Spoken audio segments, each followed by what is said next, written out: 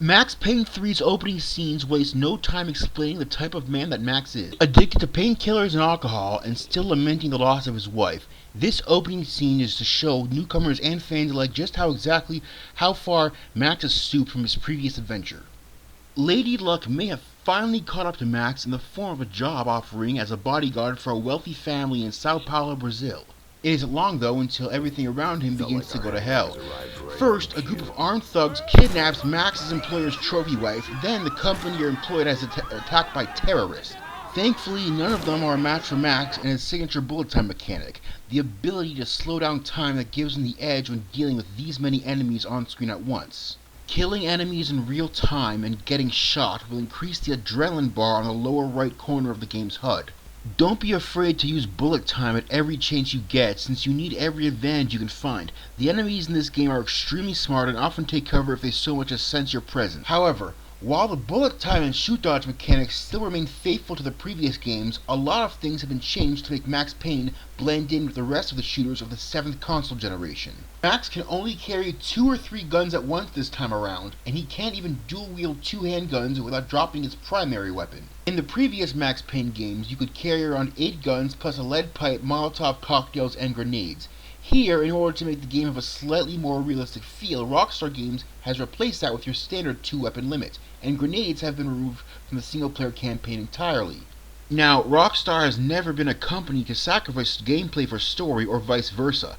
However, most of their games up until this point have been open-world sandbox games. This is their first time constructing a linear shooter. As such, a lot of the sense of freedom that they've constructed in their games feels absent here. All I'm saying is that if Rockstar's other protagonists like Nico Bellic from GTA 4 can carry around an unlimited amount of weapons in his jacket, and John Marston from Red Dead Redemption can carry 4 guns plus a torch, machete, and lasso, then why the hell is Max Payne only allowed to carry around 3 guns at once? Maybe it's to keep up with the game's pace, because the game is very fast-paced and having to cycle between different guns in real time would be difficult. But it still took me a while to get used to it. Once you get over the fact that you can't carry 10 weapons at once, however, you get into the feeling that you are indeed playing a Max Payne game. The sense of loneliness and hopelessness when you and your partner are hopelessly outnumbered from the first 2 games is still present.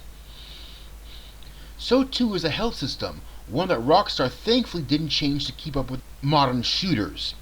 Health doesn't regenerate, instead you must seek out and consume painkillers to lower the amount of damage you've accumulated. The final stand mechanic from Call of Duty's multiplayer has also been integrated into the campaign. When you are about to die, if you have a painkiller left, the game will automatically go into slow motion, allowing you to take out the person who just shot you. Succeed, and you will be given a second chance at life. Fail and you die. Outside of merely shooting everything in sight, there are also specific times in the game where you can use the environment to your advantage, such as shooting the bumper on a car that is parked downhill or blowing up a gas station to kill bad guys that are too far out of reach to be dealt with using conventional methods. There was even one moment I recall where I was in a bus depot and I could shoot the hinges off the floor jack of a bus and squish to death the enemies beneath it. One boss fight even requires you to use the environment to beat him. While you're standing beneath him and he's covered by a waist-high barrier on top of a balcony, I had to shoot the tiles above his head to hurt him and eventually force him to reveal himself. These moments are great, but there aren't enough of them. The scenarios I mentioned were some of the only times when you can dispatch enemies in non-conventional ways. This doesn't hurt the game, but it did feel like a waste of potential.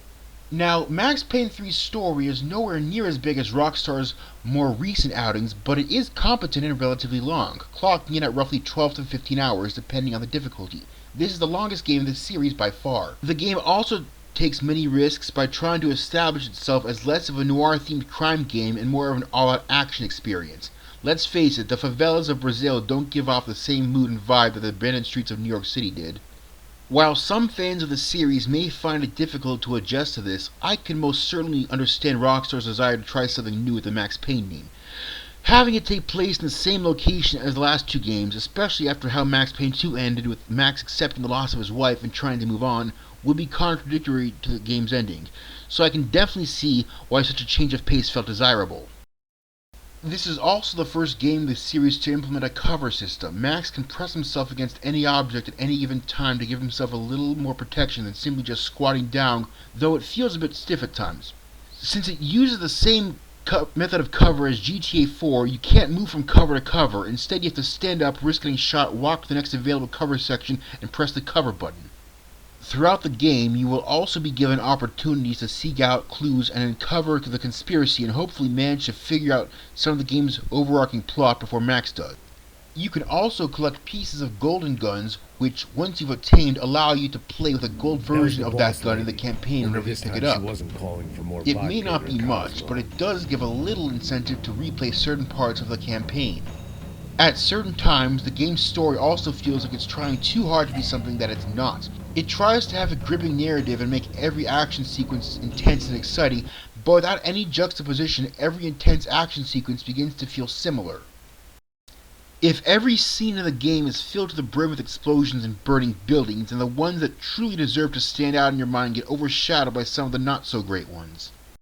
There was one scene that was extremely well designed where Max is trapped in a burning building of the company that he works for.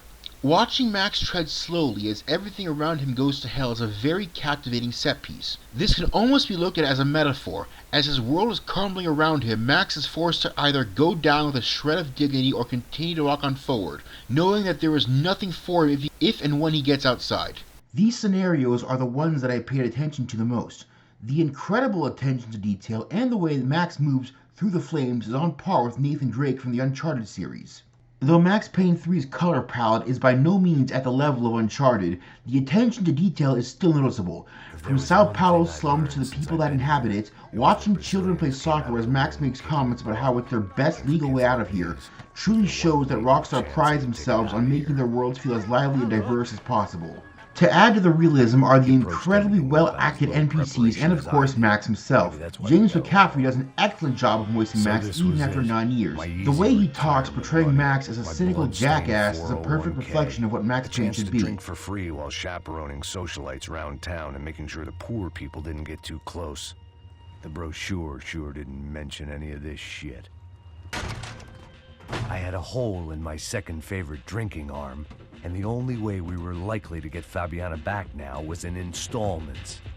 Whoever our uninvited guests were, I was about done playing soldiers. I'd gotten into my share of bar fights, but that night made me wish for any one of those. It ain't often you get nostalgic for getting your ass kicked by 6 sailors on shore leave. I still didn't remember having met Passos before, but then again, I didn't have any friends left from those days, and I didn't remember most nights after 6 p.m. Here I was, some hopped-up gringo a long way from home, making trouble the only way I knew. As the weather worsened, I caught a glimpse of the rusted shells of previous lives that had been lived out here in this swampy shithole, and I wondered if I would end up the same way. After you've completed the campaign, you will unlock New York Minute Mode and Score Attack Mode. In both these modes, you are given 1 life to beat each level of the game. In Score Attack, it's simple. You kill the bad guys for points. In New York Minute Mode, you start each level with only 1 minute counting down, and the only way to increase your time is to kill the bad guys. Headshots award you with even more time. But this mode, as cool as it sounds, becomes almost unplayable because of one major design flaw, the inability to skip cutscenes. And believe me, this game has a lot of them. With over 3 hours of in-game cutscenes, the fact that you can't skip them makes them feel like a chore to watch. Now, 3 hours may not seem like much, especially compared to games like Metal Gear Solid 4, but at least Metal Gear Solid 4's cutscenes were interesting to watch and didn't disturb the flow of gameplay. Also, you could skip them if you wanted to. Here, most of the cutscenes don't do much other than disguise the game's load times. This is just ridiculous, especially considering that before you're even able to play the game, you have to wait around 40 to 50 minutes to install 5.5 gigabytes onto the hard drive. Now, it's tolerable during the campaign to have these cutscenes since you have infinite lives and a decent checkpoint system, but during the arcade modes where you are only given 1 life and no continues, it is just completely unbelievable that if you are almost at the end of the level and you die just once, then you have to restart and watch the same cutscenes over and over again. If you can't skip them, then why bother putting them in at all during arcade mode? Think about it. If you go to an arcade in real life, do you want to spend half your time watching a movie or do you want to play it instantly? The very basis of all arcade games is that you want to have mindless fun. Now, Max Payne 1 also had arcade modes, but the cutscenes could be skipped and they were barely over a few minutes long. The last bit of entertainment that Max Payne 3 offers is in its multiplayer component. This being the first game in the series to have a multiplayer form, Rockstar wanted to make sure that they made a good impression. They did a great job capturing the feel of the single-player campaign, even going as far as to include bullet time in the multiplayer options. When you activate bullet dodge in multiplayer, the entire game doesn't slow down. Instead, only the people in your line of sight are affected. The closer they are to you, the longer it lasts.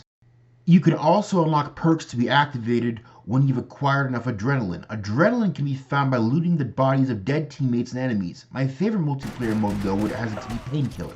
In this mode, 2 people play as Max and his buddy Passos with overpowered weapons and abilities, while several other players hunt them down. Whoever manages to kill one of these 2 will automatically become them, making you feel like a god among men. Best of all, you can form gangs or crews with specific teammates, whose stats will be directly uploaded into Grand Theft Auto 5.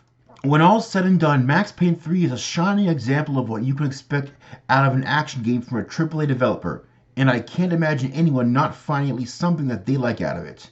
Who have been implicated in human trafficking has been disbanded indefinitely.